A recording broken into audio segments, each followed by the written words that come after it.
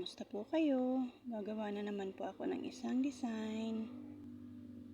Ayan po, naglalagay na po ako ng nail polish.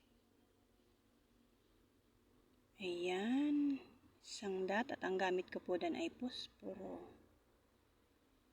At gumamit naman po ako ng karayom. Ayan. Ayan, nagdat naman po ako ng kulay green para sa kanyang dahon. Ginamit ko ulit po yung karayom para maiguhit ko yung dahon. Ayan. Ayan po, may isa na po akong nagawang design. Bulaklak. Ayan. Thank you for watching.